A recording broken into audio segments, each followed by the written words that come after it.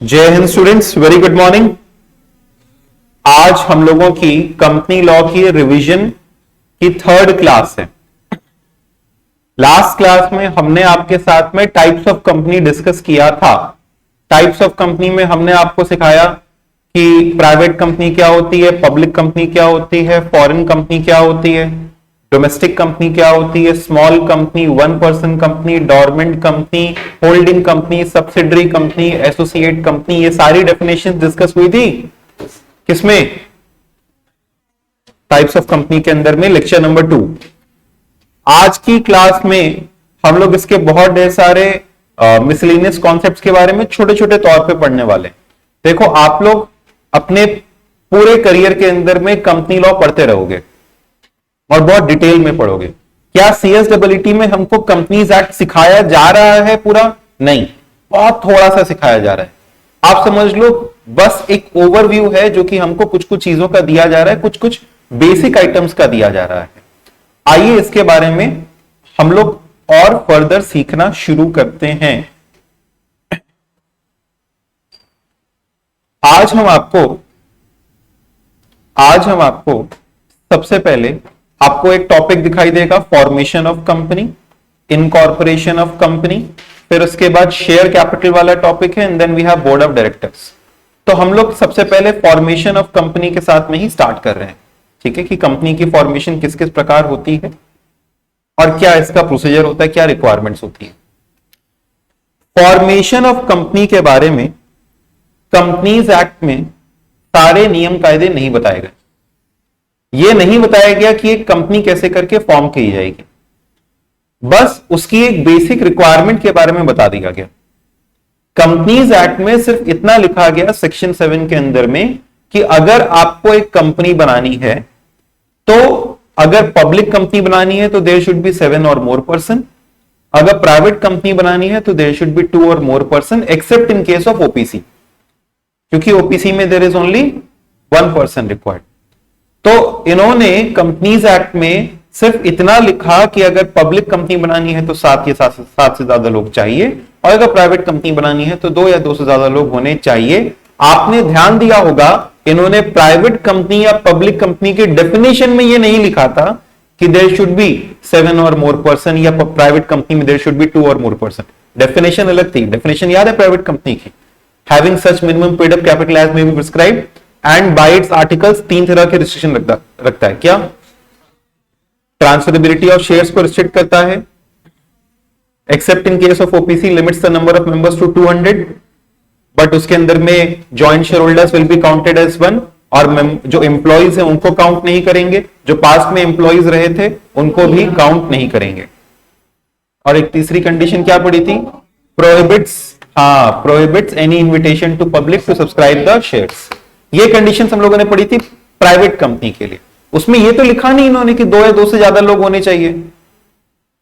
तो सुनो ध्यान से, वो कंडीशन वहां नहीं लिखा, वो कंडीशन इन्होंने बाद में जाकर के लिखा और कहा कि अगर आपको पब्लिक कंपनी बनानी है तो देयर शुड बी 7 और मोर पर्सन, एंड अगर प्राइवेट कंपनी बनानी है तो देयर शुड बी 2 और मोर पर्सन, और अगर 1 पर्सन कंपनी बनानी है then you require only 1 person. एक कंपनी 3 प्रकार की हो सकती है, या तो लिमिटेड बाय शेयर्स, या तो लिमिटेड बाय गारंटी, या तो फिर अनलिमिटेड कंपनी। बोलो क्या क्या?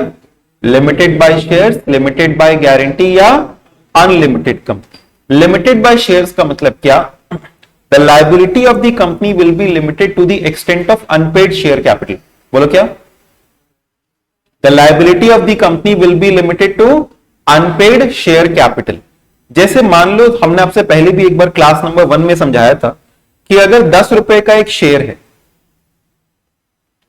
उसमें आपका ₹8 पेड अप है, 2 रुपया, या तो 2 चीजें हो सकती है, या तो 2 रुपया कॉल नहीं किया, या तो 2 रुपया पे नहीं किया, कुछ भी हो सकता है। हमने मंगाया ही नहीं, या तो मंगाया लेकिन हमने दिया नहीं। तो अगर कंपनी बंद हो रही है तो सबसे पहले आउटसाइडर्स को पैसा चुकाया जाता है, ठीक है। अब अगर आउटसाइडर को पैसा देने के लिए कम पड़ जाए तो फिर हम इनसे बचा हुआ 2 रुपया ही मांग सकते हैं। केवल ₹2 कैन बी कॉल्ड फर्दर इतने तक ही हमारी लायबिलिटी है। अगर हमारे पास में आउटसाइडर को देने के लिए पूरे पैसे हैं तो इनसे पैसे क्यों मांगेंगे? समझो, जैसे मान लो अगर एक प्रोप्राइटर है, प्रोप्राइटर ने कर्जा लेकर के बिजनेस चलाया, उसका कर्जा भी है, उसका अपना कैपिटल भी है, लाख रुपए कैपिटल लगाया, लाख रुपए का उधार। ठीक, कितना पैसा लगाया बिजनेस में? 2 लाख रुपया। उसने बिजनेस किया, नुकसान हो गया, अब उसके पास धंधे में केवल 80,000 रुपए बचा है, तो क्या लाख रुपए का पूरा उधार चुकाना पड़ेगा? हाँ, अगर अनलिमिटेड लायबिलिटी है तो, सोल प्रोप्राइटरशिप है तो उसको अपने घर से 20,000 रुपए और लेकर के आना होगा और चुकाना पड़ेगा। लेकिन अगर से फॉर एग्जाम्पल 1,10,000 है तो लाख रुपए तो बाहरी आदमी का चुका दिया, 10,000 रुपए मेरा कैपिटल हम ले लेंगे, तो उसमें ये थोड़ी करेंगे और अपना पैसा पहले लगाएंगे फिर उसको लेंगे, ऐसा थोड़ी करना। तो अगर बाहरी आदमी को पैसा देने के लिए कम पड़ जाता है तो लायबिलिटी अराइज करती है क्रेडिटर को। तो यहां पे कहा गया कि अगर आपकी कंपनी वाइंड अप हो रही है और पैसा चुकाने के लिए कम पड़ जाए तो आप बाकी का अनकॉल्ड कैपिटल मंगा सकते हो, लेकिन इससे ज्यादा नहीं मंगा सकते हो, इतने तक ही मंगा सकते हो। सर अगर मेरी लायबिलिटी 1 ही रुपए की बची है तो 1 ही रुपया मंगाएंगे, उससे ज्यादा नहीं मंगाएंगे। यानी जितना तक लायबिलिटी है, यानी जितना तक अनपेड है उतना तक मंगा सकते हैं, लेकिन उसमें भी उतना ही तक मंगाएंगे जितने तक की लायबिलिटी हमको चुकानी। समझ रहे हो इसको कि नहीं समझ रहे? Everybody in the live chat please confirm, आप इसको समझे कि नहीं समझे? ये पहला था company limited by shares. Come on students, please type yes in the chat section, be fast.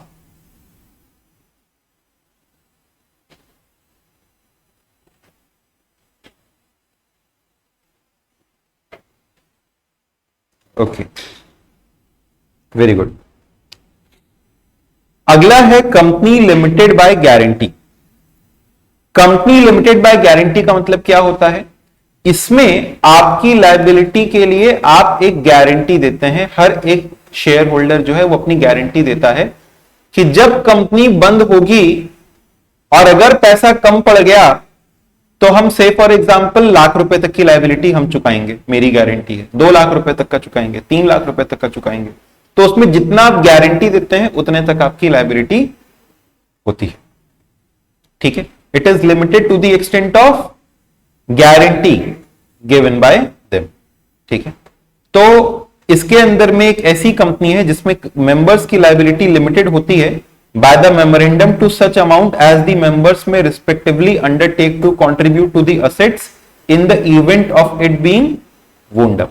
यानी जब कंपनी बंद हो रही होती है तो उस दौरान जितना जितना आपने गारंटी दे रखा होगा उतने उतने तक की ही तुम्हारी लायबिलिटी बनेगी। अच्छा, वो अगर गारंटी दे रखा है लेकिन कंपनी सॉल्वेंट है, सॉल्वेंट मतलब समझते हो, जिसके पास अपने लोन रिपे करने के लिए इनफ पैसा है, तो क्या फिर भी पैसा मांगेंगे? तुमने तो गारंटी दिया था। नहीं, गारंटी दिया था कि अगर पैसा कम पड़े तो अगर पैसा कम पड़ेगा तो फिर हम उतना पैसा मांग सकते हैं।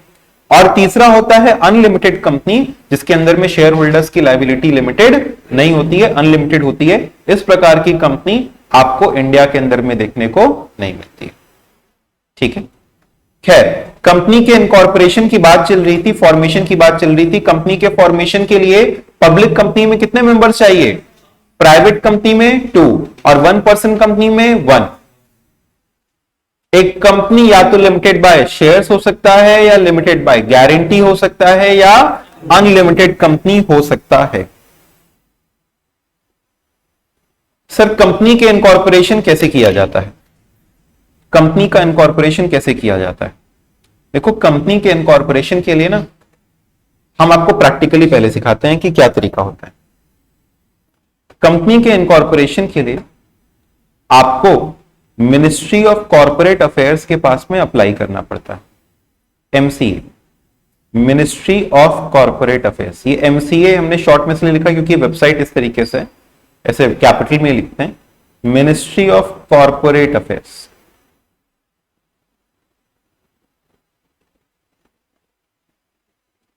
ठीक, तो इनकी वेबसाइट है mca.gov.in।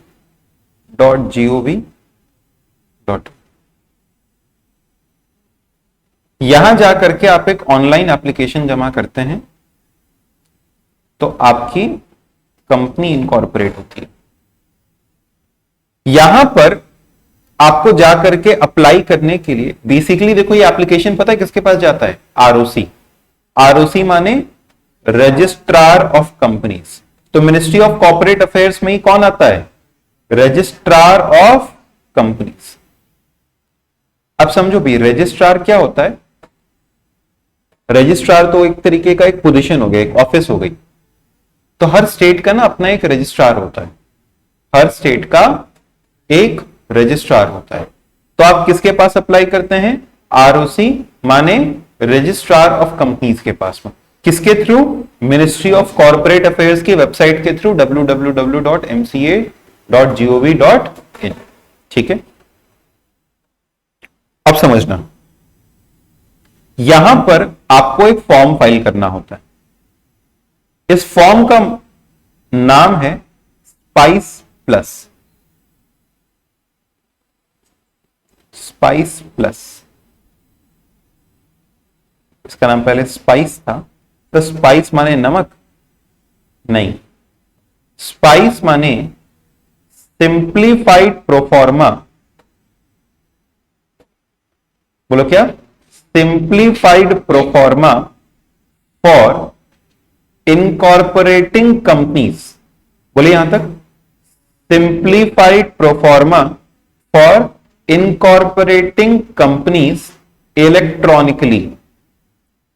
सिंप्लीफाइड बोलो, proforma for incorporating companies electronically. एक आसान प्रोफॉर्मा कंपनीज को इलेक्ट्रॉनिकली इनकॉर्पोरेट करने के लिए। पहले क्या होता था, कंपनी इनकॉर्पोरेशन का तरीका थोड़ा लंबा होता था, महीना महीना 2-2 महीना तो लग ही जाता था। अब इन्होंने एक सिंप्लीफाइड ऑनलाइन तरीका निकाल दिया जिसके थ्रू एक सिंगल फॉर्म होगा और उस सिंगल फॉर्म के थ्रू सारी की सारी जानकारी चली जाएगी। इस स्पाइस प्लस फॉर्म के अंदर में हम लोग 2 डॉक्यूमेंट्स और बना करके जमा करते हैं जिनका नाम होता है, 2 मेन डॉक्यूमेंट्स होते हैं कंपनी के जो इसी फॉर्म में अटैच होके चले जाते हैं। जैसे कभी कभी हम एक फॉर्म भरते हैं और उस फॉर्म के साथ में डॉक्यूमेंट जमा करते हैं, है ना। जैसे मान लो हमने डीएल के लिए अप्लाई किया, तो डीएल के लिए अप्लाई करने के लिए हमने उसके साथ 10वीं की मार्कशीट लगाई, 12वीं की मार्कशीट लगाई, उसके साथ साथ में हमने अपना आधार कार्ड का कॉपी लगाया, हमने डॉक्यूमेंट्स लगाए। तो स्पाइस क्या है? कंपनी को बनाने का फॉर्म। सर इसके साथ भी डॉक्यूमेंट जाता होगा, इसके साथ जाता है ईएमओए और ईएओए। ईएमओए और ईएओए इनके साथ में जाता है। एमओए माने मेमोरेंडम ऑफ एसोसिएशन और एओए माने आर्टिकल्स ऑफ एसोसिएशन। एमओए माने मेमोरेंडम ऑफ एसोसिएशन और एओए माने आर्टिकल्स ऑफ एसोसिएशन। ये हो गया मेमोरेंडम ऑफ एसोसिएशन और एओए हो गया articles of association. Articles of association, ठीक। तो एमओए और एओए ये हो गए हमारे 2 मेन डॉक्यूमेंट्स। सर ईएमओए माने, अब ये भी इलेक्ट्रॉनिकली जमा होता है और ईओए माने ये भी इलेक्ट्रॉनिक फॉर्म होता है।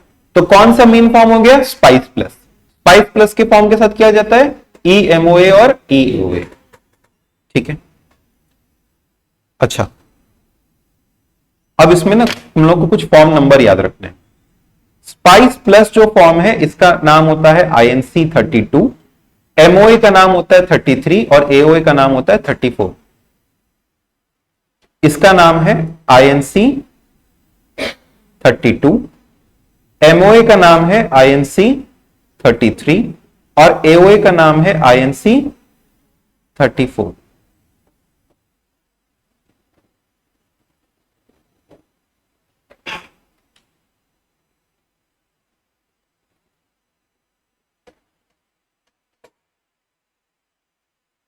ये दोनों अटैचमेंट लगते हैं इसमें।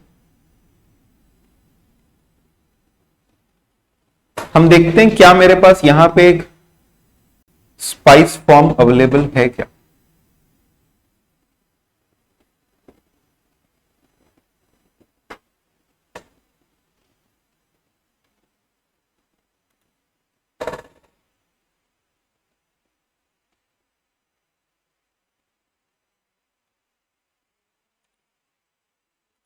है हमारे पास में अवेलेबल।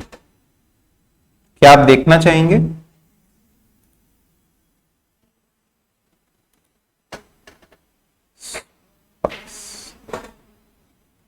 देखो ये स्पाइस का EOA और स्पाइस का EMOA, स्पाइस पार्ट बी।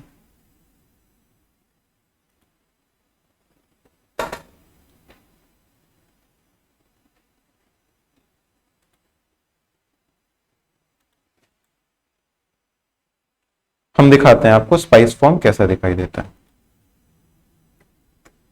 क्योंकि हम इससे पहले कंपनी के इनकॉर्पोरेशंस में भी थोड़ा बहुत एंगेज रहे हैं।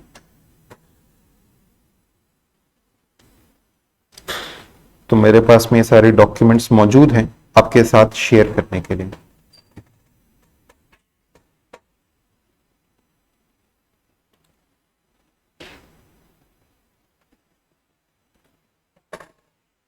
देखो spice form is simplified proforma, इसी के अंदर में सारे के सारे चीजें होंगी। अच्छा ये फॉर्म इलेक्ट्रॉनिकली भरने के बाद हम क्या करेंगे बताओ? ये फॉर्म इलेक्ट्रॉनिकली भरने के बाद हम क्या करेंगे? ये फॉर्म इलेक्ट्रॉनिकली भरने के बाद हम MCA की साइट पे जाकर के जमा कर देंगे।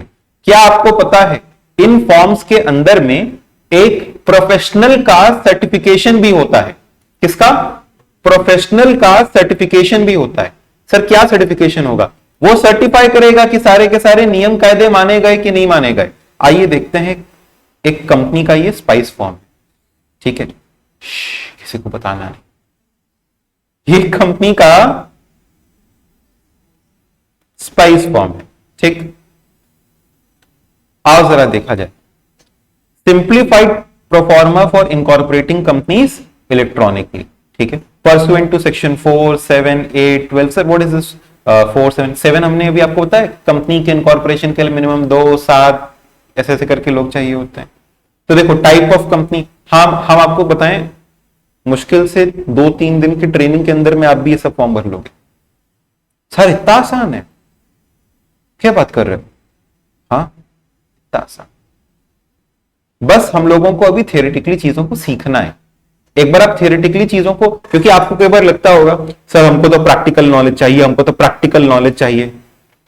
प्रैक्टिकल नॉलेज इसके बारे में, इन चीजों के बारे में गेन करना अच्छा है, you will gain it very soon. But इसमें से बहुत सी ऐसी चीजें हैं, बहुत सी ऐसी चीजें जो कि आप तब सीख पाओगे जब आपके पास थियोरेटिकल नॉलेज भी हो, ठीक है।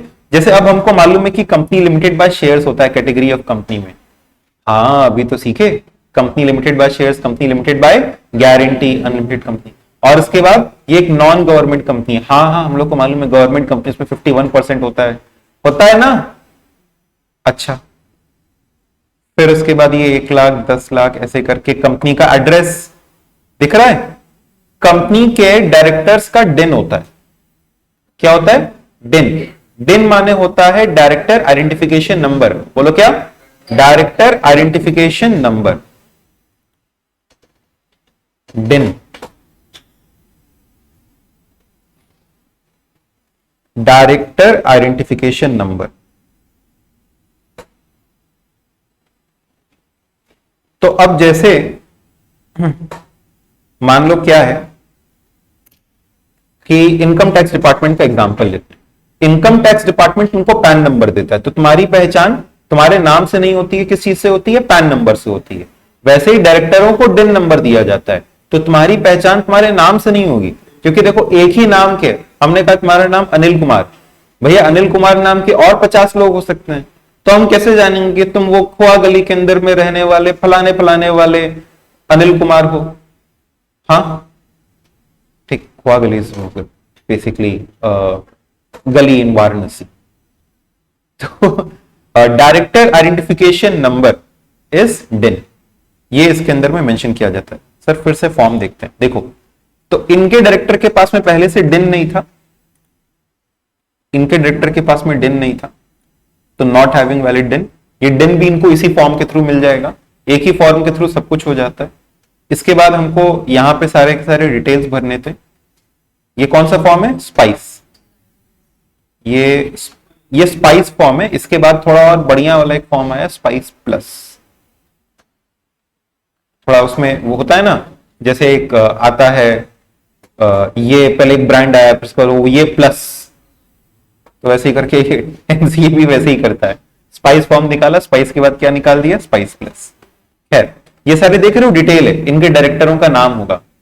कंपनी के मेमोरेंडम ऑफ एसोसिएशन और आर्टिकल्स ऑफ एसोसिएशन में जो स्टैंप ड्यूटी पे करनी होगी, जैसे कंपनी बनती है तो कभी कभी इसमें क्या पे करना होता है? Stamp duty. अच्छा ये देखो, यहां पे हमको डायरेक्टरों का प्रूफ मेमोरेंडम और आर्टिकल्स दिख रहा है, मेमोरेंडम अटैच करना होता है और आर्टिकल्स अटैच करना होता है, और डायरेक्टर जैसे जैसे बन रहे हैं उन सबका सारा का सारा चीज है। ठीक है, इसके बाद आपको यहां पे डिक्लेरेशन दिख रहा है, ये डिक्लेरेशन कौन दे रहा है? डायरेक्टर। क्या मेरे पास डिन के लिए हमने अप्लाई कर दिया है या डिन है, और हमने सारे के सारे फॉर्मेलिटी को पूरा किया है। हमारे यहाँ पे अगर पब्लिक कंपनी है तो 7 लोग हैं, प्राइवेट कंपनी है तो 2 लोग हैं, यानी जो भी फॉर्मेलिटीज है कंपनीज एक्ट की वो हमने पूरी की है। और नीचे किसका नाम होता है? प्रोफेशनल का। ठीक है, नीचे प्रोफेशनल का होता है अंकित चार्टर्ड, मेंबरशिप नंबर। और देखो ये कैसे साइन करते हैं? डिजिटली। कैसे साइन करते हैं? डिजिटली। ठीक है, ये डिजिटल सिग्नेचर। और ये डिजिटल सिग्नेचर करने के बाद क्या आपको नीचे यहां पे सबमिट का ऑप्शन दिखाई दे रहा है? इसको फिर इनकम टैक्स के सॉरी एमसीए की साइट पे जाकर के क्या कर देंगे? सबमिट। अच्छा ये होता है तरीका। हाँ ये सिंपल सा तरीका है, क्या बनाने का? कंपनी बनाने का। अब समझे क्या? इसी प्रकार से आर्टिकल्स का भी एक पूरा तरीका होता है और मेमोरेंडम का भी पूरा, मतलब रेडीमेड समझ लो, एक फॉर्मेट है, उसमें आप अपनी डेटा को भरते जाओ, आपका आर्टिकल्स तैयार हो जाएगा। जैसे वर्कबुक नहीं होती, उसके अंदर में आधा लिखा होता है आधा भरना होता है, वैसे वैसे ई मेमोरेंडम ई आर्टिकल्स आप बैठ के बना सकते हो। समझ गए? आया भाई? Everybody in the live chat please confirm, is this clear?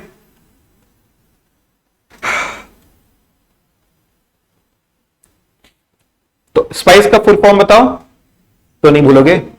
Simplified proforma for incorporating companies electronically. Form number बताओ? आईएनसी 34। एमओए का नंबर बताओ? आईएनसी उसका था 32, हाँ। एमओए का 33, एओए का 34।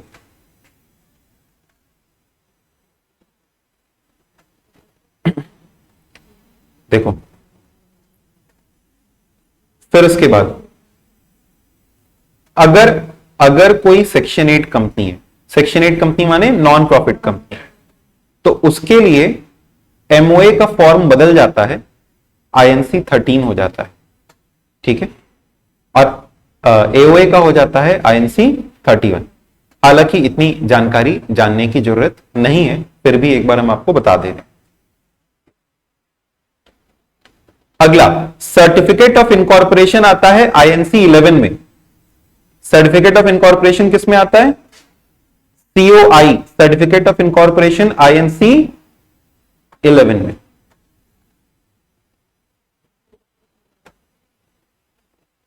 लिख लिया क्या तुम लोगों ने? Certificate of incorporation INC 11, MOA 33, AOA 34, spice 32। ठीक,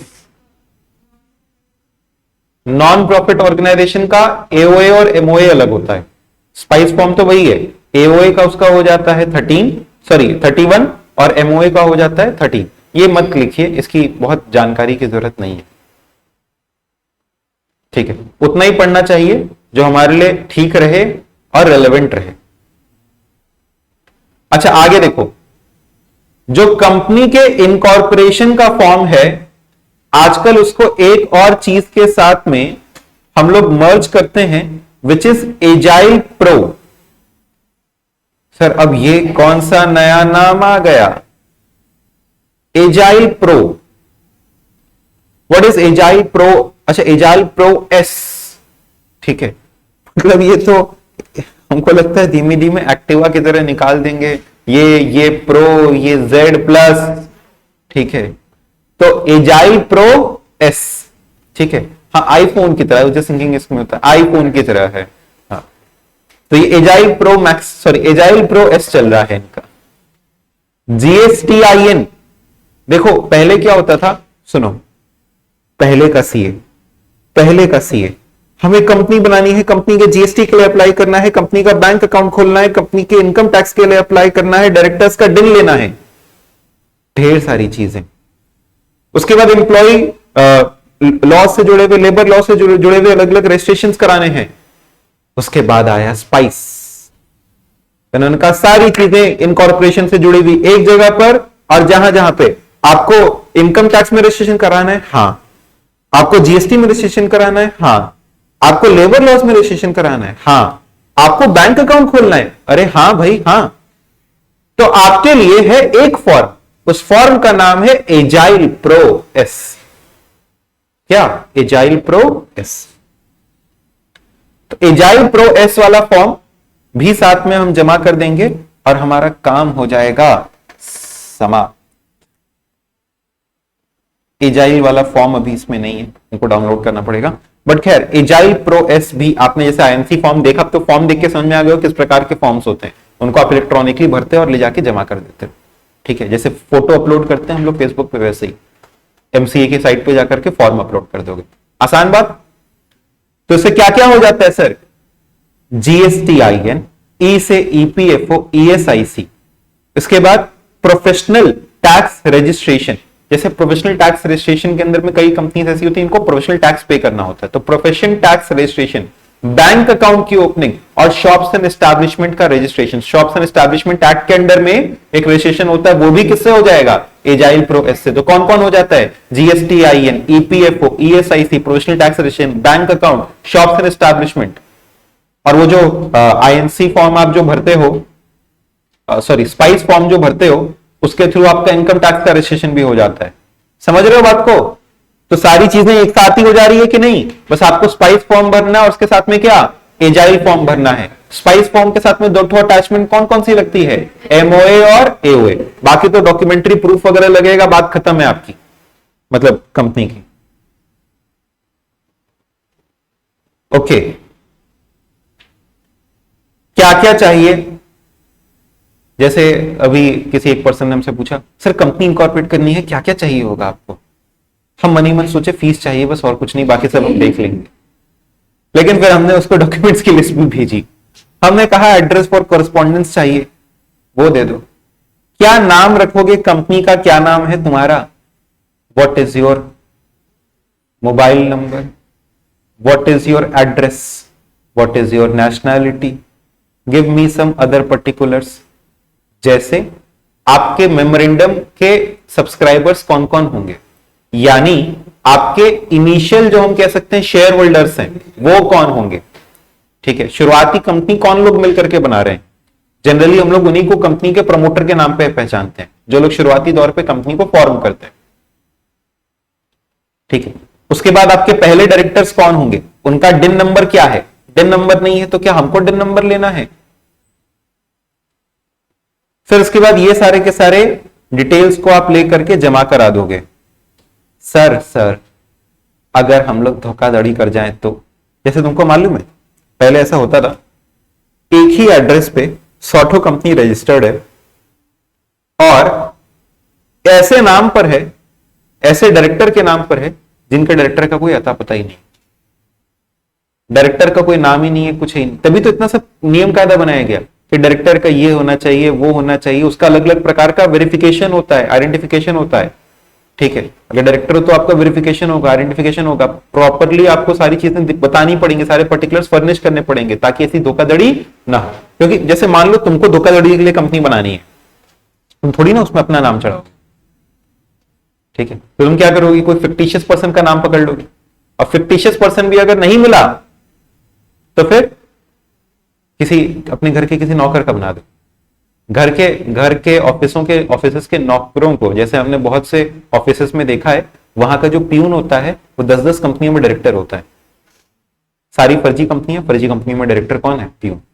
फंसेगा तो कौन फंसेगा? प्यून फंसेगा। और वो भी मस्ती से साइन करता है। ऐसे जाएगा, चाय लेगा, पहले चाय देने का, हाँ कहां साइन करना है, उसको थमा दिया जाता है कुछ पैसा, उसको क्या ही लेना देना है। Okay, next we have learned about incorporation of a company. We have learned about incorporation of a company. The requirements to incorporate a company have been given in section 7. There are three kinds of company: company limited by share, company limited by guarantee, and unlimited company. And I have also taught you about the different forms and how it is to be submitted. Was this topic clear to all of you? Everybody in the live chat, come on, please confirm. Give me a confirmation. Is this clear?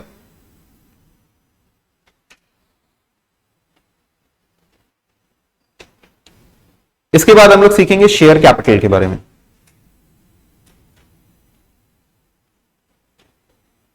Share क्या होता है? Company के capital का एक छोटा हिस्सा.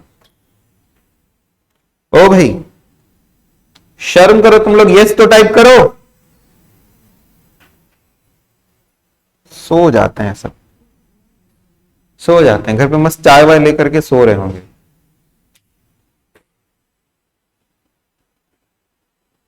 Yes, अब देखो इस पे यस है. ठीक है, तो देखो सबसे पहला होता है आपका नॉमिनल कैपिटल. ये सब मेरे ऊपर सूट नहीं करता, आपको आसान तरीके से सिखाते हैं. सबसे पहला होता है कंपनी का ऑथराइज्ड कैपिटल. क्या होता है? The maximum amount of share capital that can be issued. The maximum amount of share capital that can be issued. बोलो साथ साथ में. The maximum amount of share capital that can be issued is called as authorized share capital. It is mentioned in MOA. ये कहां mentioned होता है? MOA में mentioned होता है. तो आपसे पूछा जाएगा which capital is mentioned in memorandum? Authorized share capital is mentioned in memorandum. बताओ memorandum of association में कौन सा कैपिटल लिखा जाता है? ना सब्सक्राइब्ड ना पेड अप. कौन सा? ऑथराइज्ड. ठीक. ऑथराइज शेयर कैपिटल के बाद जरूरी है जितना ऑथराइज है उतना ले लेंगे? जरूरी तो है नहीं.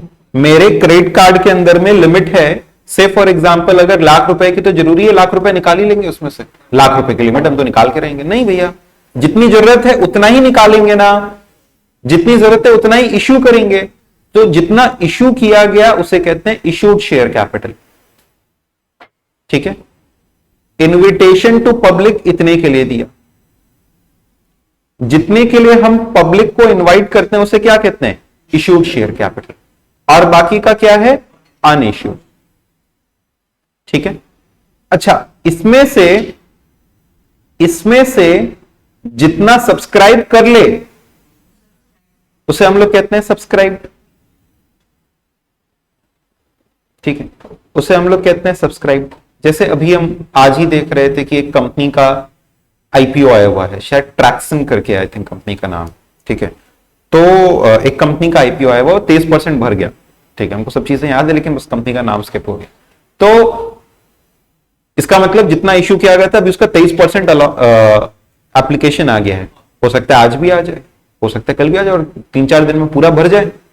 यानी जितना लोग खरीद लेंगे उसे कहेंगे सब्सक्राइब, और बाकी का अनसब्सक्राइब्ड रह जाएगा. अब बेसिकली इतना लोगों ने खरीदा है, इसी में से अब हम पैसा मांगेंगे. हमने कहा तुमने इतना खरीद लिया तो इसका पैसा दो. जितना पैसा, अब हो सकता है वो भी एक बार में पूरा ना मांगे, तो जितना पैसा मांग रहे हैं उसे क्या कहते हैं? Called up. और बाकी का जो अभी हमने नहीं मांगा है वो क्या है? अनकॉल्ड. अच्छा, जितना कॉल्ड अप किए हैं उसमें से जरूरी थोड़ी वो पूरा का पूरा पैसा दे ही दे मेरे को. अच्छा, फिलहाल मान लो 100 शेयर सब्सक्राइब हुए थे ₹100 के, लेकिन उन ₹100 के शेयर में हमने ₹80 मांगा, तो ₹80 क्या है? Called up. बाकी का मांगे नहीं है. बाकी का पैसा जो मांगे ही नहीं है इसे कहते हैं रिजर्व कैपिटल. क्या नाम देते हैं इसको? जितना पैसा अभी मांगे ही नहीं है उसे कहते हैं रिजर्व कैपिटल. इसे कभी भी मांग सकते हैं ना, जब जरूरत पड़ेगी तब मांग लेंगे. भैया तुम खरीद के तो रखे थे, अभी हमने मांगा नहीं था, हम अब मांग रहे हैं, तो इसे क्या कहते हैं? Reserve capital. और कॉल्ड अप में आप जितना दे दो पैसा उसे कहते हैं पेड अप, और बाकी का हमारा रह जाता है एरियर्स. इसे हम लोग कहते हैं कॉल्स इन एरियर, यानी हमने मांगा तुमने दे दिया तो पेड अप, नहीं दिया तो एरियर्स। ये जो पेड अप कैपिटल है ये हमारी बैलेंस शीट में जाता है। तो हमको बैलेंस शीट में जो फिगर दिखाई देता है वो कौन सा होता है, पेड अप। ये जानकारी बस आपको चाहिए थी शेयर कैपिटल से जुड़ी हुई। एक ऑथराइज होता है जितना तक आप मैक्सिमम इश्यू कर सकते हैं, जितना पब्लिक को इनवाइट किया इश्यूड, उसमें जितना पब्लिक ने खरीदा सब्सक्राइब, सब्सक्राइब के अंदर में जितना हमने पैसा मांगा, जो पैसा भी मांगे नहीं है लेकिन बाद में मांग सकते हैं, अनकॉल्ड या रिजर्व कैपिटल। कॉल्ड अप में आपने जितना पैसा एक्चुअली पे किया पेड अप, और जितना भी बकाया है कॉल्स इन एरियर्स हम लोग कह सकते हैं। अनपेड में तो ये भी आ गया एक तरीके से, है ना।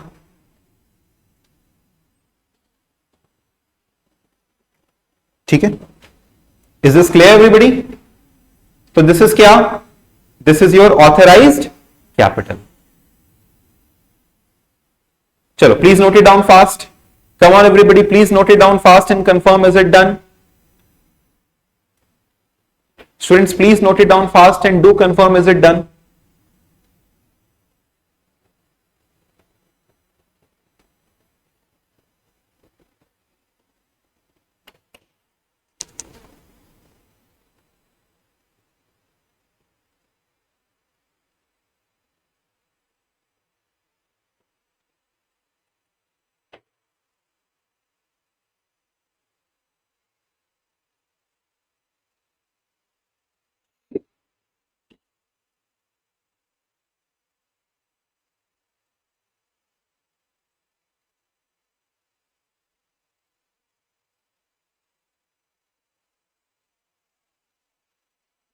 अब हम लोग सीखने वाले हैं अगला topic which is board of directors.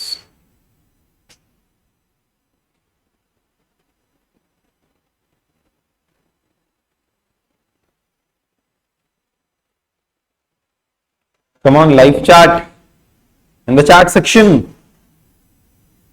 Type yes.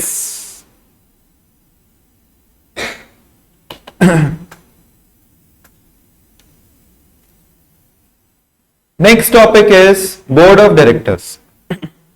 Board of directors. देखिए, जैसे हर एक चीज का अपने ग्रुप होता है, डायरेक्टर्स के ग्रुप को कहते हैं बोर्ड ऑफ डायरेक्टर्स। डायरेक्टर्स के ग्रुप को क्या कहते हैं, बोर्ड ऑफ डायरेक्टर्स।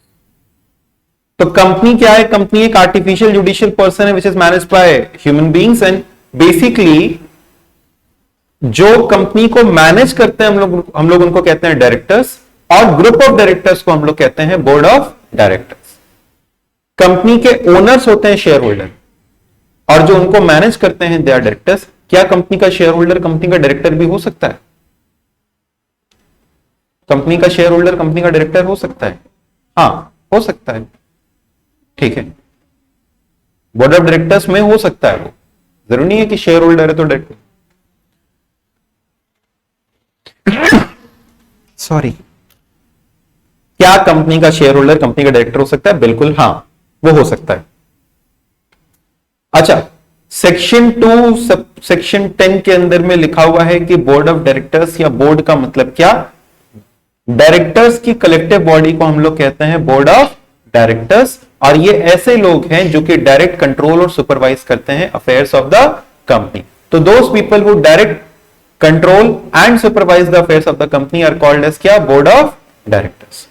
अब देखो एक एक करके हम लोग बड़े सीक्वेंशियली और बहुत मजेदार ढंग से डायरेक्टर्स के बारे में पढ़ने वाले हैं। क्या तुम लोग तैयार हो?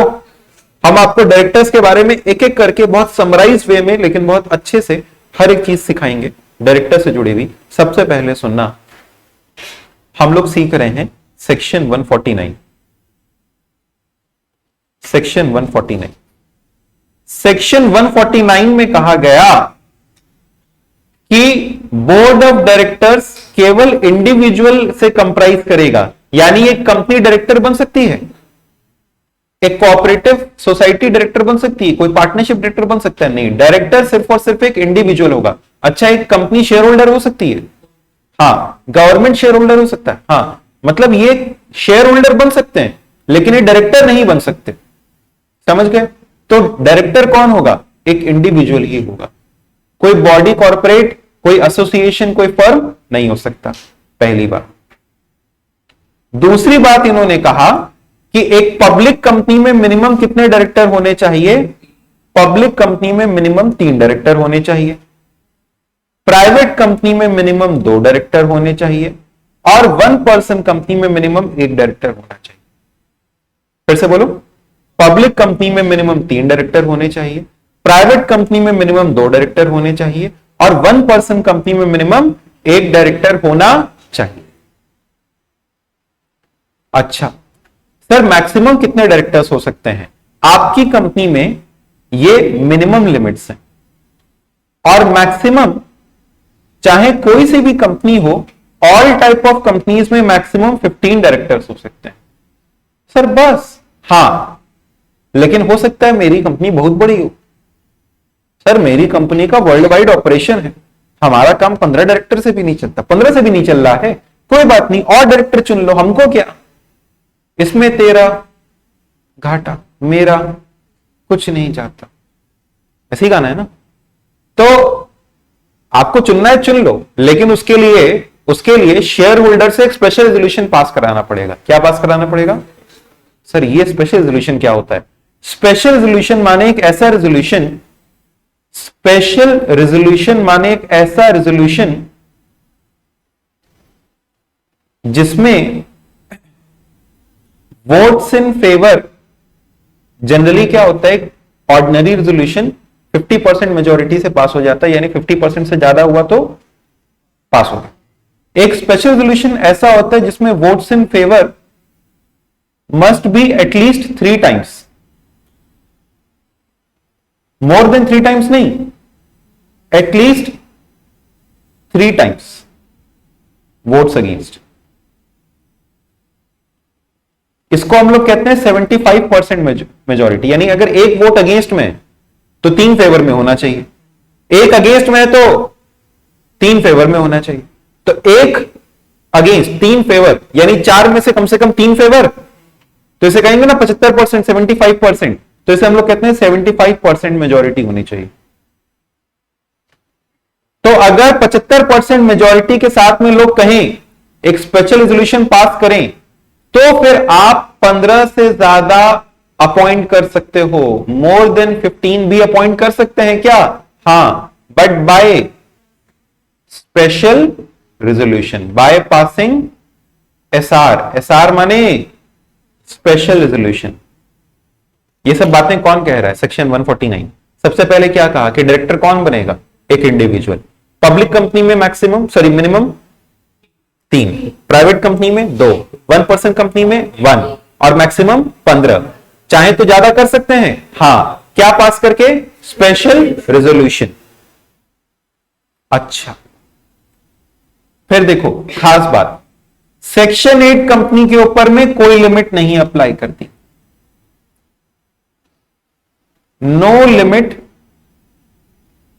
ऑफ मैक्सिमम डायरेक्टर ऑन कौन सा company? On section 8 company. No limit of maximum director on section 8 company. Section 8 company के ऊपर में यह लिमिट अप्लाई नहीं करेगी।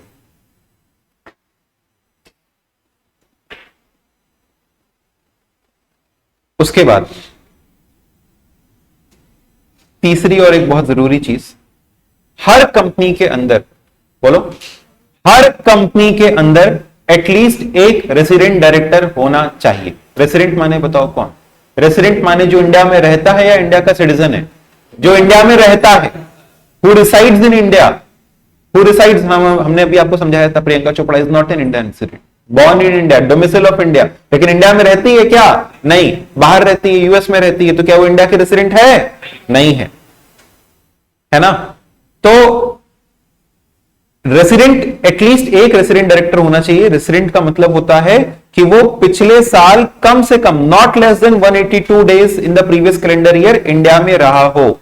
तो सुनो ध्यान से, सेक्शन 149(3) कहता है कि at least 1 director who has stayed in India for a period of not less than 182 days. तो इसको भी लिख लो एक बार आसान शब्दों में कि every company should have at least every company should have at least one resident director. एक रेसिडेंट डायरेक्टर हर कंपनी में होना ही चाहिए. स्मॉल कंपनी है तो भी, 1% कंपनी है तो भी, पब्लिक कंपनी है तो भी, प्राइवेट कंपनी है तो भी, गवर्नमेंट कंपनी है तो भी, कोई सा भी कंपनी अगर है तो उसमें एक रेसिडेंट डायरेक्टर तो होना ही चाहिए. रेसिडेंट डायरेक्टर माने हम कह सकते हैं, रेसिडेंट माने who stayed in India for at least 182 days in the previous calendar year. Calendar year माने जनवरी से दिसंबर, इन प्रीवियस कैलेंडर ईयर.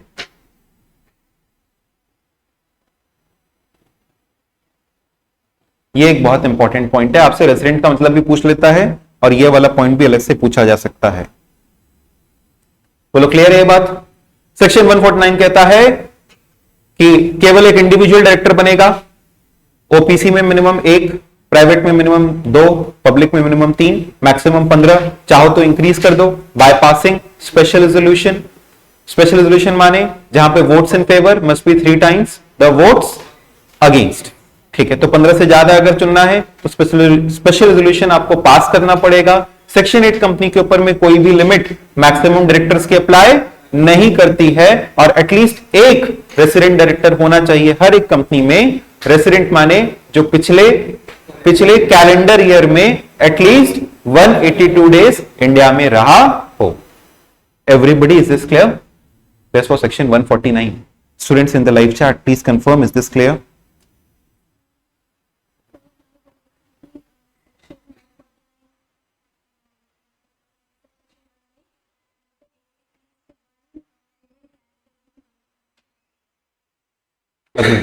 उस पे आएंगे बाद में.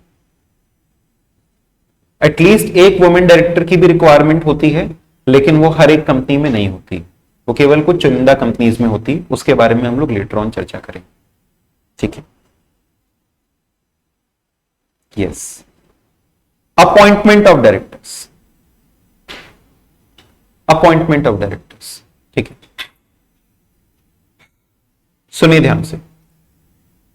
सर पहला डायरेक्टर कैसे चुना जाएगा और सब्सिक्वेंट डायरेक्टर? देखो, डायरेक्टर कौन चुनता है? डायरेक्टर चुनते हैं शेयर होल्डर्स. बोलो, डायरेक्टर कौन चुनेगा? डायरेक्टर चुनते हैं शेयर होल्डर्स. तो साहब अगर अभी कंपनी नई नवेली बनी है तो शेयर होल्डर्स की मीटिंग होगी, तब तो भैया डायरेक्टर चुनेंगे. और शेयर होल्डर की मीटिंग तो तब होगी जब डायरेक्टर उस मीटिंग को बुलाएगा. तो ये तो वही बात हुई कि मुर्गी पहले आई या अंडा. क्योंकि शेयर होल्डर की मीटिंग नहीं होगी तो डायरेक्टर नहीं चुना जाएगा, और जब तक डायरेक्टर नहीं होगा तब तक शेयर होल्डर की मीटिंग कैसे बुलाएंगे? तो कहा जाता है कि पहले डायरेक्टर का नाम तुम आर्टिकल्स ऑफ एसोसिएशन में लिख दो. पहले ही बता दो मेरे को कि पहला डायरेक्टर कौन कौन है. पहले ही बता दो मेरे को कि फर्स्ट डायरेक्टर्स कौन कौन है. तो section 152 of companies act provides that where there is no provision made in articles of association of the company for appointment of first director, then the subscribers to memorandum who are individual shall be deemed to be first director. What does this say? Simple सी बात कही गई कि तुम्हारे पहले director का नाम articles में लिखा होगा. अगर आर्टिकल्स में नहीं लिखा है तो फिर जो तुम्हारी कंपनी के पहले सब्सक्राइबर्स हैं उन्हीं को डायरेक्टर मान लिया जाएगा. फिर से, हमारी कंपनी के डायरेक्टर का नाम आर्टिकल्स में लिखा होगा. आर्टिकल्स में अगर नहीं लिखा है तो तुम्हारी कंपनी के फर्स्ट सब्सक्राइबर्स को ही डायरेक्टर मान लिया. समझे? तो where there is no provision made in the articles for appointment of first director, then subscribers to memorandum who are individual shall be deemed to be the first directors.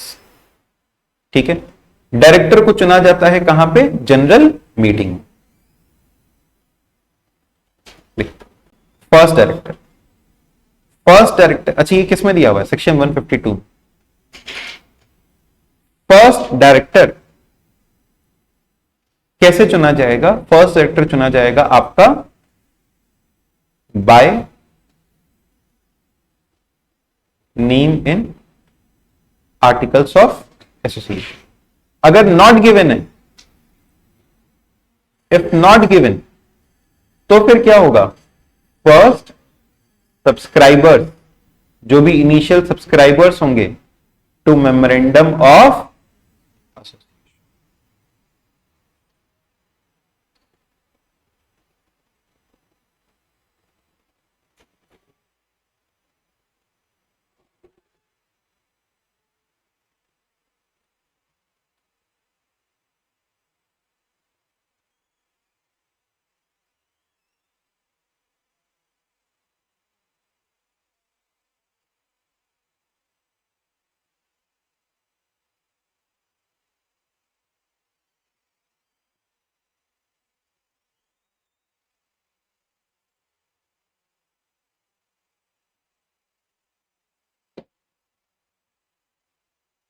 चलो okay. Every director shall be appointed by the company where in general meeting. अच्छा सुनो, ये तो हमने कहा कि पहले director को कैसे चुना जाएगा। सर बाद में डायरेक्टर को कैसे चुना जाता है? डायरेक्टर्स को चुना जाता है जनरल मीटिंग में। सर जनरल मीटिंग क्या होती है? देखो, दो प्रकार की मीटिंग होती है। In a company there are two kinds of meeting और थ्री काइंड्स ऑफ मीटिंग। एक होता है आपका बोर्ड मीटिंग, जिसको हम लोग बोर्ड ऑफ डायरेक्टर्स की मीटिंग कहते हैं।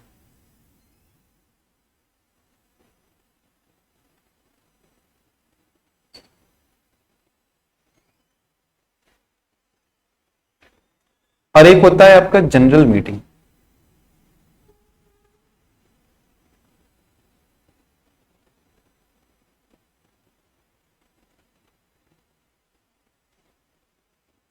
जिसको हम लोग शेयर होल्डर्स की मीटिंग कहते हैं।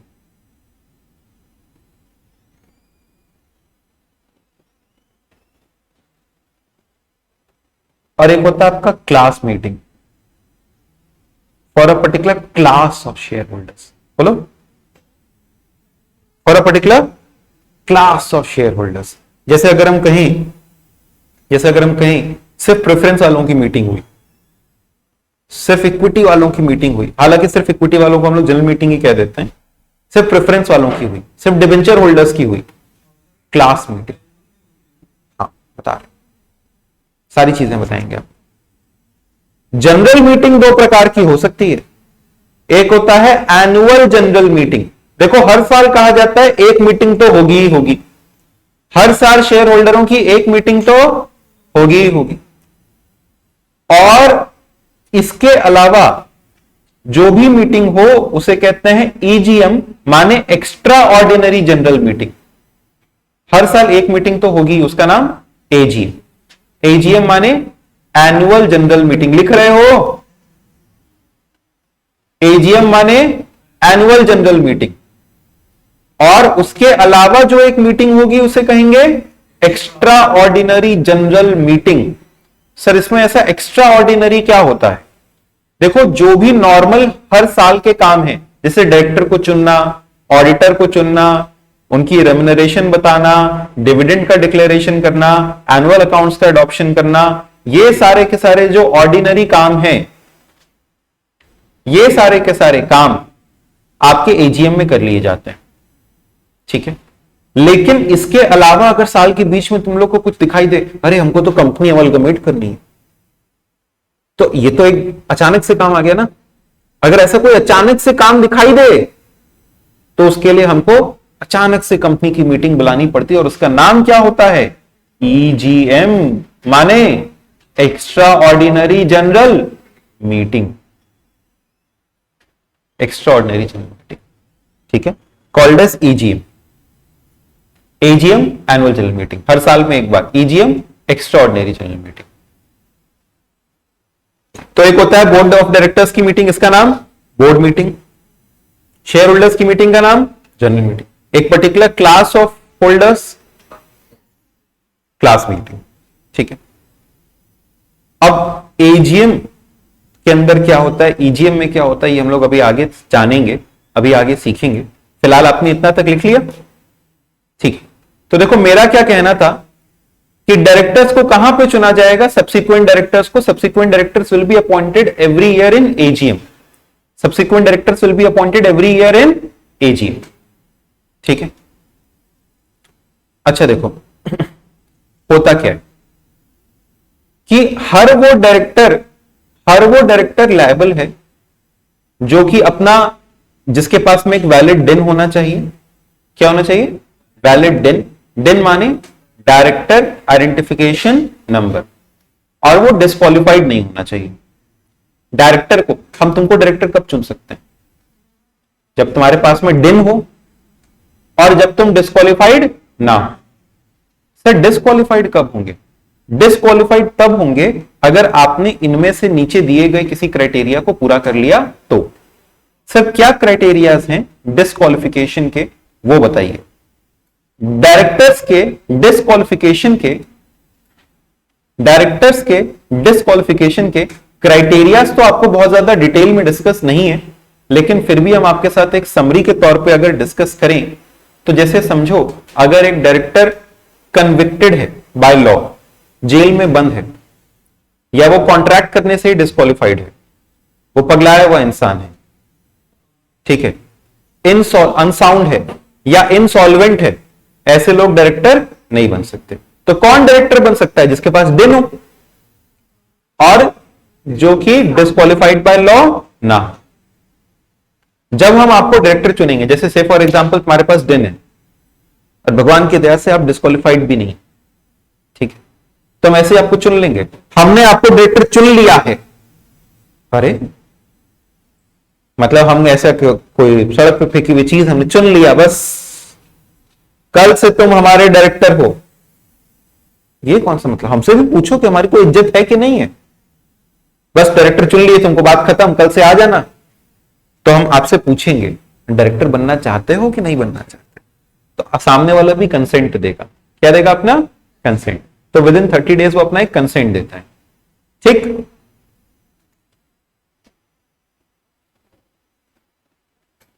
चलो नेक्स्ट।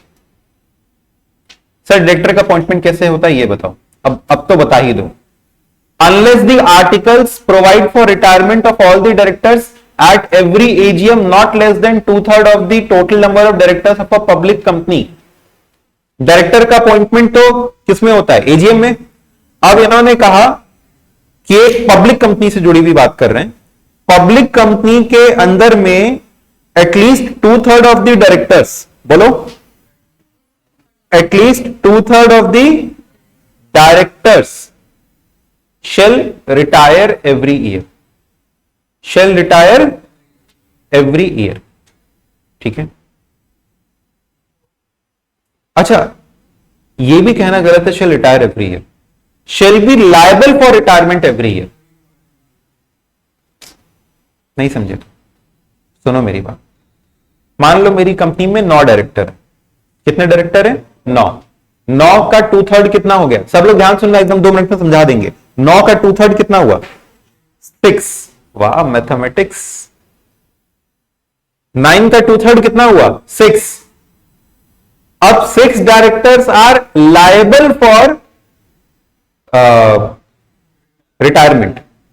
इसका मतलब ये थोड़ी कि 6 के 6 को इस साल निकाल देंगे, फिर दूसरे को चुनेंगे या इन्हीं को दोबारा चुनेंगे। देखो रिटायर होने के बाद आप रीअपॉइंट भी हो सकते हो, ठीक है। जैसे प्रेसिडेंट एक बार रिटायर हुआ तो वापस रीअपॉइंट भी हो सकता है। हमारे यहां प्रेसिडेंटशिप का नियम है कि 2 बार रीअपॉइंट हो सकता है। डायरेक्टर आप कभी भी कितनी बार भी रीअपॉइंट होते जाओगे, बात खत्म। चलिए फिलहाल लेकिन रिटायरमेंट होगा तो आपने कहा कि 9 में से 2/3 यानी 6 are liable for retirement. Sir ये क्यों नहीं कह रहे हैं कि दे विल रिटायर? नहीं, they are liable for retirement, और उस 2/3 में से 1/3 विल रिटायर एवरी ईयर। बताओ 9 का 2/3 कितना आया था? 6 का 1/3 एवरी ईयर रिटायर करेगा। मान लो 6 डायरेक्टर है, ठीक। अब इसमें से 6 का 1/3 कितना हुआ? 2। तो 2 इस साल रिटायर करेंगे, 2 अगले साल रिटायर करेंगे, बाकी बचे 2 उसके अगले साल रिटायर करेंगे, ठीक। अच्छा जब जब तुम लोग रिटायर हो रहे हो वापस रीअपॉइंट भी हो सकते हो, ठीक है, अगर कंपनी चाहे तो, अगर तुम लोग खुद चाहो तो, लेकिन चाहो तो किसी और को भी चुन सकते हैं, लेकिन 2-2 करके रिटायर होते जाएंगे। तो बताओ how many are liable for. अच्छा सर बाकी 3 का क्या? आपने ये तो बता दिया कि 6 ऐसे ऐसे हो जाएंगे, 2-2 करके 1/3 करके रिटायर होते जाएंगे कम से कम। बाकी 3 का क्या? बाकी 3 चाहो तो बाकी 3 को भी रिटायर कर दो, चाहो तो बाकी 3 को लंबे समय के लिए चुन लो। बाकी 3 को 5 साल के लिए चुन लिए, हम 5 साल के लिए चुना के तुम लोग हर साल रिटायर हो गए, हो सकता है ना? ठीक है, लेकिन कम से कम कितने? 2/3 should be liable for rotation. ठीक है, तो इसको देखो आसान भाषा में लिख पाते हैं तुमको। इन अ पब्लिक कंपनी, बोलो क्या? इन अ पब्लिक कंपनी मतलब सर केवल ये पब्लिक कंपनी के लिए, प्राइवेट कंपनी वाला सारे डायरेक्टर को लंबे समय के लिए चुन सकता है, रोटेशन करना जरूरी नहीं है। नहीं, प्राइवेट कंपनी के लिए ऐसा जरूरी नहीं। केवल किसके लिए? In a public company at least 2/3 directors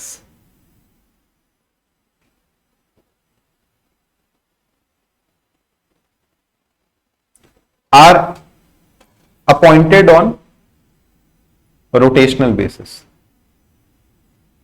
are appointed on कौन सा बेसिस?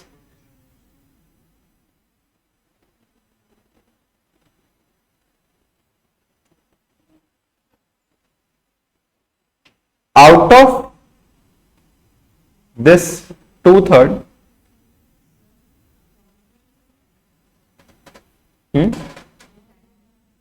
एटलीस्ट 2/3 रोटेशनल बेसिस पे। हाँ, out of this 1/3 will retire. इन 2/3 में से 1/3 विल रिटायर एवरी ईयर।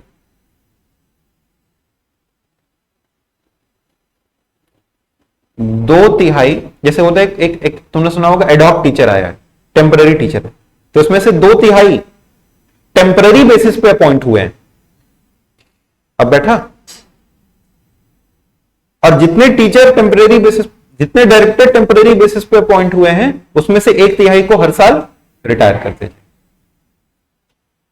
समझ गए बात को? ये क्या नियम था? किस चीज का नियम था? अपॉइंटमेंट ऑफ डायरेक्टर का। लिखा क्या? सर 9 का 2/3 तो 6 है, वो 6 कोई भी हो सकता है। हाँ जी, 6 का मतलब ऐसा नहीं 6 कोई भी हो सकता है। 6 हम कहेंगे जब चुनेंगे ना तुमको, तो बताएंगे कि किस बेसिस पे चुना गया। 6 यानी ऐसे बेसिस पे ही चुने गए होंगे वही डायरेक्टर होंगे। ठीक है, हो सकता है कि सारे के सारे 9 जो है रोटेशनल बेसिस पे चुन लें, लेकिन 6 तो ऐसे होंगे ही जिनको रोटेशनल बेसिस पे चुना गया होगा खास करके। सर अगर सारे 9 हैं तो उसमें से फिर उसके बाद उसमें से हम कोई भी 1/3 ले लेंगे। मान लो सारे 9 हैं तो उसका 1/3 कितना हो गया? 3। ठीक,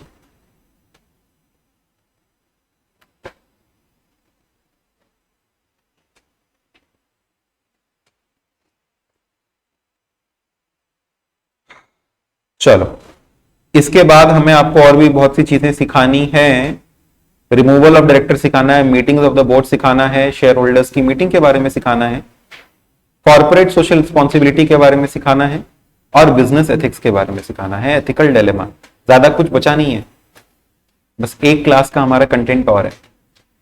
ठीक है, एक क्लास का कंटेंट और है, इसमें हम आपको रिमूवल ऑफ डायरेक्टर्स के बारे में भी सिखा देते हैं। एक कंपनी के डायरेक्टर को रिमूव करना छोटी बात है क्या? नहीं, लेकिन चुनने वाला कौन? Share holder. तो निकालने वाला भी कौन होगा? Share holder. लेकिन कभी कभी क्या होता है, तुम्हारी कंपनी अगर धोखाधड़ी वाला काम कर रही है, कुछ गलत काम कर रही है, या फिर उसमें गवर्नमेंट का इंटरेस्ट है, या वाइंडिंग अप के फेज में है, कुछ ऐसा है कि उसमें गवर्नमेंट का इंटरेस्ट है, तो एनसीएलटी या पब्लिक का इंटरेस्ट भी हो सकता है, तो उसमें एनसीएलटी एक डायरेक्टर चुनती है। तो आप एनसीएलटी के चुने गए डायरेक्टर को तो नहीं हटा सकते, बाकी किसी भी डायरेक्टर को कंपनी के शेयर होल्डर्स एक ऑर्डिनरी रेजोल्यूशन पास करके निकाल सकते हैं।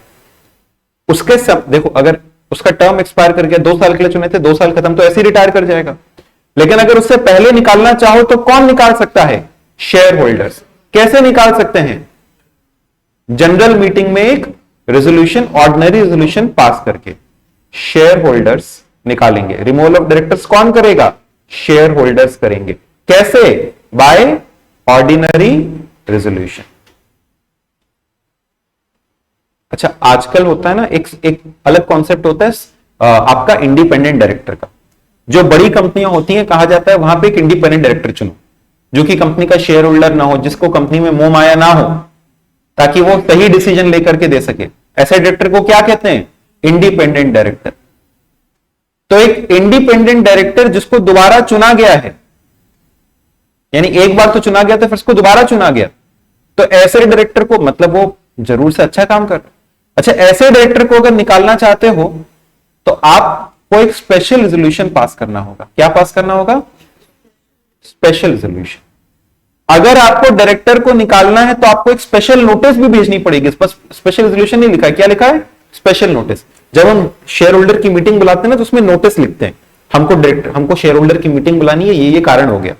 लेकिन अगर डायरेक्टर को निकालने के लिए बुला रहे हो तो एक अलग से अच्छा सा एकदम डिटेल्ड नोटिस लगाओगे कि ये डायरेक्टर को निकालने के लिए मीटिंग बुला रहे हैं, ताकि तुम भी पढ़ लिख के आओगे ना, तुम भी सोच समझ के आओगे। अपने ऐसे थोड़ी आए ये सारी बातें बताई और तुमने हाँ हाँ ठीक निकाल दो, तुम भी सोच समझ के आओगे। तो स्पेशल नोटिस लगाएंगे और उसमें सारी बातों को समझाएंगे। लेकिन रिमूवल कहां पे होगा? मेन क्रक्स हमारे लिए ये बात है, रिमूवल कहां होगा? शेयर होल्डर की जनरल मीटिंग। क्या पास करके? Ordinary resolution. और इतना याद रख लो कि अगर इंडिपेंडेंट डायरेक्टर है तो स्पेशल रेजोल्यूशन, और साथ में क्या लगाना होगा? Special notice. अच्छा, अगर एक डायरेक्टर को निकाल देंगे तो उसका ऑफिस तो खाली हो गया, तो उसके ऑफिस को भरना पड़ेगा ना। तो उसके ऑफिस को कौन भरेगा? अगर शेयर होल्डर ने, अगर जो डायरेक्टर गया है, उस डायरेक्टर को अगर कंपनी ने जनरल मीटिंग में अपॉइंट किया था, तो फिर कंपनी अपॉइंट करेगी। और अगर बोर्ड ऑफ डायरेक्टर्स ने अपॉइंट किया था तो बोर्ड ऑफ डायरेक्टर्स अपॉइंट करेंगे। ठीक है। तो हालांकि इसमें और भी एक डिटेल्ड नियम होता है, फिलहाल हमको उस नियम पे नहीं जाना है। ठीक है, उसमें और भी डिटेल्ड नियम होता है कैजुअल वैकेंसी का, बट हम लोग उस डिटेल्ड नियम पे नहीं जा रहे हैं। फिलहाल के लिए इतना आप समझिए कि अगर हमारा डायरेक्टर समय सीमा से पहले निकाल दिया जाए, या हो सकता है मर जाए या छोड़ के चला जाए, ठीक है, तो उसे कहते हैं कैजुअल वैकेंसी। क्या कहते हैं उसको? Casual vacancy. ये कैजुअल वैकेंसी कौन भरेगा? शेयर होल्डर्स भरते हैं जनरल मीटिंग में।